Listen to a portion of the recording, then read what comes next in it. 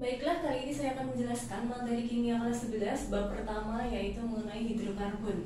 Nah, apa itu hidrokarbon? Hidrokarbon adalah suatu senyawa organik yang mengandung hidrogen dan karbon. Makanya di sini dinamakan hidrokarbon. Hidro dari kata hidrogen yaitu atom H, kemudian karbon dari unsur karbon yaitu atom C. Nah, untuk suatu hidrokarbon ini nanti dia masuk ke dalam suatu senyawa organik. Kenapa dia masuk ke dalam suatu senyawa organik? Karena secara umum nanti suatu hidrokarbon itu ditemukan dalam makhluk hidup. Nah, kita akan membedakan perbedaan antara senyawa organik dan anorganik. Yang pertama, untuk senyawa organik, atom karbonnya dia akan bertindak sebagai atom pusatnya. Sedangkan suatu senyawa anorganik nanti yang bertindak sebagai atom pusatnya adalah selain atom karbonnya. Yang kedua, suatu senyawa organik itu memiliki ikatan kovalen nonpolar. Sedangkan senyawa anorganik itu umumnya dia memiliki ikatan ion, walaupun ada beberapa yang memiliki ikatan kovalen. Kemudian yang ketiga, titik laleh dan titik didih untuk senyawa organik adalah rendah, sedangkan yang anorganik dia tinggi. Kemudian nomor 4, suatu senyawa organik itu larut dalam suatu pelarut nonpolar dan juga larut dalam suatu pelarut organik. Sedangkan anorganik dia larut dalam pelarut polar, bisa air, dan suatu pelarut anorganik. Kemudian yang kelima, perbedaan yang terakhir, untuk suatu senyawa organik itu dia mudah terbakar atau mudah terurai, sedangkan anorganik itu tidak mudah terbakar atau tidak mudah terurai. Nah, selanjutnya kita akan ke kekhasan atau keunikan dari atom karbon. Ada 3.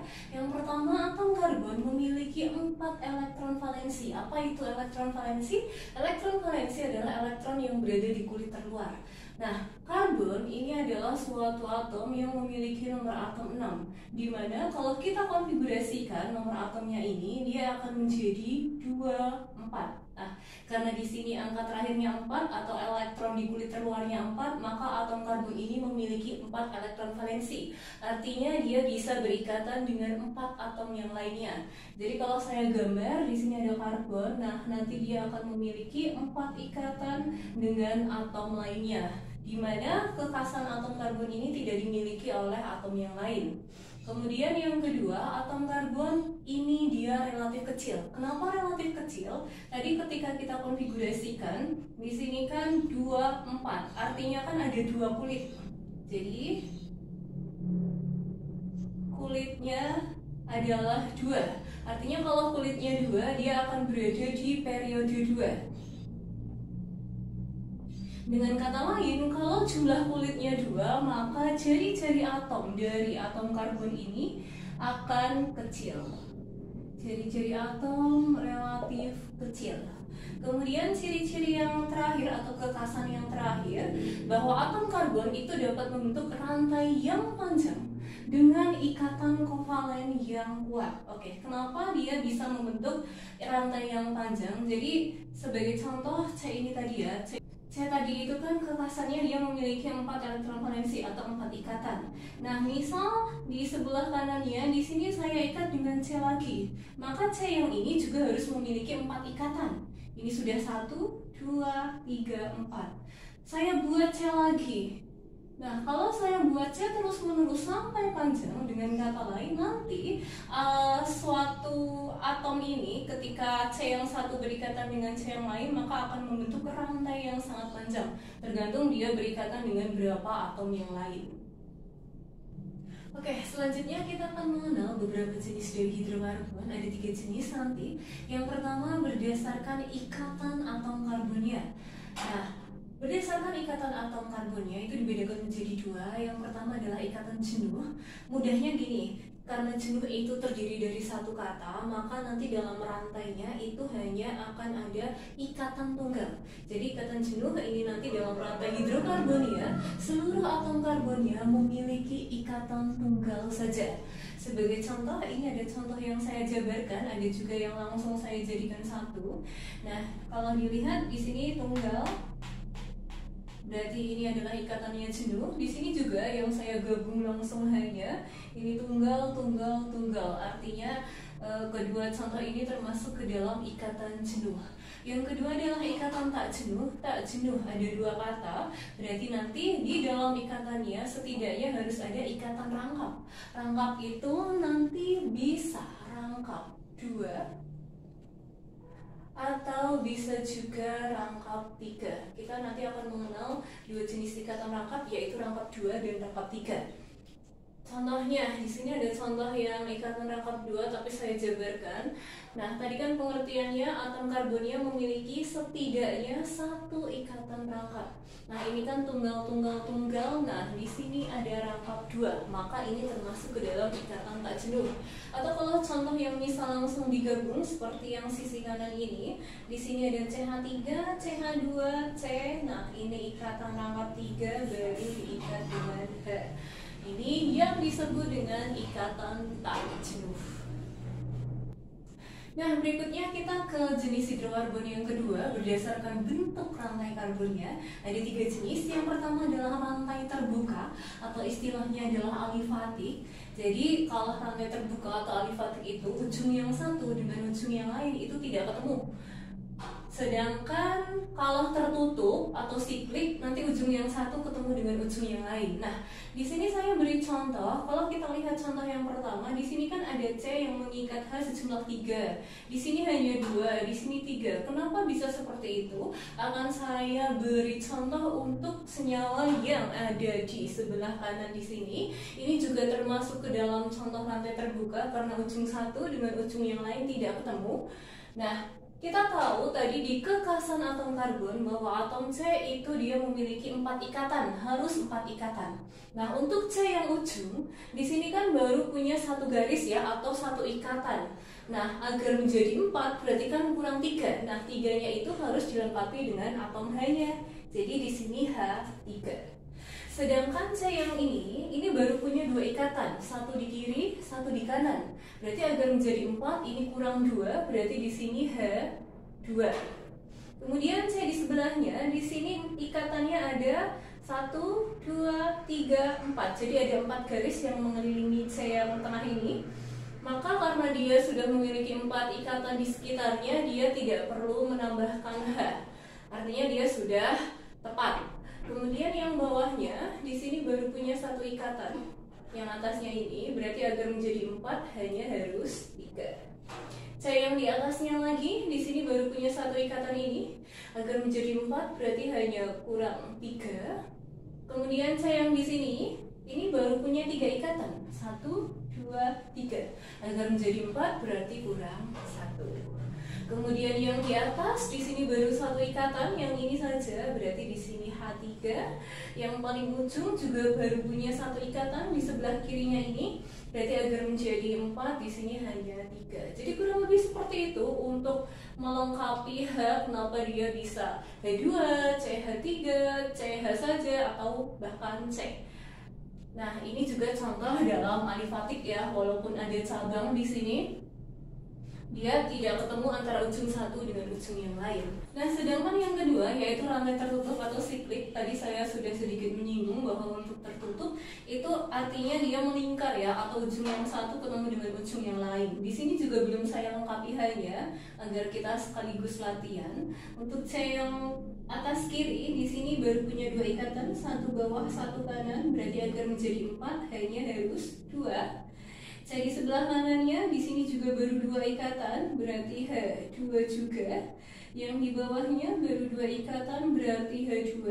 Yang terakhir yang di pojok kiri bawah di sini juga baru 2 ikatan, 1 di atas, 1 di kanannya, berarti di sini H2. Nah, ini adalah contoh rantai tertutup atau siklik karena dia melingkar antara ujung satu dengan ujung yang lain itu saling terhubung. Atau kalau misalnya contoh lain bisa kita siklopropana ya. Di sini saya ambil contoh. Nah, ini juga contoh rantai tertutup atau siklik. Berikutnya yang terakhir ada rantai aromatik atau aromatis. Apa itu rantai aromatik atau aromatis? Rantai aromatik itu adalah rantai yang melingkar atau tertutup, di mana nanti dia akan memiliki ikatan rangkap yang selang-seling. Contohnya ini ada benzena. Jadi ini ada segi 6 ya, dia melingkar tertutup. Nah, kemudian punya rangkap selang-seling. Rangkap tidak, rangkap tidak, rangkap tidak. Nah, ini adalah contoh dari rantai aromatis. Nah, untuk jenis yang terakhir di sini berdasarkan homolog. Homo artinya sama ya, artinya dia satu keluarga. Ada 3 jenis. Nanti inti yang akan kita pelajari adalah 3 ini. Ada alkana, alkena, alkuna. Bedanya di sini. Ana, ena, dan una. Kalau alkana itu dia ikatannya tunggal, alkena ikatannya rangkap 2, dan alkena itu ikatannya rangkap 3. Nah, kemudian kalau mau contohnya, di sini contohnya yang alkana atau ikatan tunggal, di sini tunggal maka dia alkana. Nanti suatu alkana itu dia rumus umumnya itu adalah CnH2n plus 2. Kalau kita cek misal ini ya, di sini kan C-nya ada 1, 2, 3, berarti kan C3. Nah, harusnya kalau 2 kalinya 3 itu kan adalah 6. Kalau ditambah 2 berarti 8. Cek saja. Di sini 3 tambah 2 yaitu 5, ditambah 3 8. Nah, cocok nih untuk senyawa yang ini yang saya dicontoh.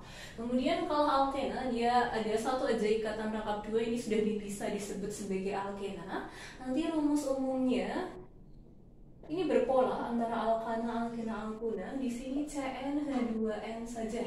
Kalau ini plus 2, kita kurangi 2 jadi 2n saja. Contoh yang ini kan C-nya 4 ya, 1, 2, 3, 4. Berarti kalau 2n, 2 kalinya 4 harusnya 8. Kita cek. Di sini 3 tambah 3, 6. Tambah 2, 8. Ini adalah C. 4H8. Yang terakhir yaitu alkuna. Alkuna ini memiliki ikatan rangkap 3. Nanti untuk alkuna rumus umumnya juga dikurangi 2 lagi. Jadi CnH2n-2. Contoh yang ini CH3, CH2, CCH. Nah, di sini kan C-nya ada 4 ya. 1, 2, 3, 4. Nah, harusnya kalau 2 kalinya 4 kan 8. 8 dikurangi 2 yaitu 6. Cek saja apakah di sini 6. Di sini 3 tambah 2 yaitu 5. 5 ditambah 1 yaitu 6. Nah, ini cocok. Jadi ini ada ikatan rangkap 3, di sini ikatan rangkap 2, di sini tunggal. Nah, itu adalah 3 jenis dari hidrokarbon. Nah, berikutnya kita ke posisi atom C pada rantai karbon. Ada 4 jenis, primer, sekunder, tersier, dan kuartener. Yang pertama adalah C primer, atau kalau saya simbolkan satu kayak gini. Nah, atom C primer itu adalah atom karbon yang mengikat satu atom karbon lainnya. Atau nanti kalau mau mudahnya, suatu atom C primer itu dia kalau CH3 itu adalah C primer. Kemudian kalau C sekunder saya simbolkan dengan 2, yaitu atom karbon yang mengikat 2 atom karbon lainnya. Kalau lebih mudahnya berarti ini adalah CH2. Kemudian C tersier atau saya simbolkan dengan 3, itu adalah atom karbon yang mengikat 3 atom karbon lainnya. Berarti lebih mudahnya di sini adalah yang CH. Dan yang terakhir adalah C kuartener, disimbolkan dengan 4, bahwa dia adalah atom karbon yang mengikat 4 atom karbon lainnya. Atau lebih mudahnya dia yang C saja. Nah, kita akan coba identifikasi. Di sini ada contohnya. CH3, CH, CH2, C, CH3, kemudian masing-masing di sini ada cabang-cabangnya. Nah, gini, kita dari pengertiannya dulu ya. Kalau misal C yang ujung di sini, kalau kita sudah tahu konsep yang mudah, karena di sini CH3 ini jelas C primer. Saya simbolkan satu seperti ini. Nah, tapi kalau dilihat dari pengertiannya, tadi kan atom karbon yang mengikat satu atom karbon lainnya. C yang paling ujung ini hanya mengikat satu atom C lain, yang sebelah kirinya saja. Makanya dia primer. Kemudian yang sebelah kirinya, ini kalau C saja tadi adalah C kuartener. Saya simbolkan 4 ya. Kenapa bisa kuartener? Karena mengikat 4 atom karbon lainnya. Nah, C yang ini Ini kan mengikat 4 atom karbon lain. Ada satu di kanan, satu atas, satu bawah, dan satu kiri. Jadi seperti itu kalau sesuai pengertian. Tapi karena di sini sudah ada cara mudahnya.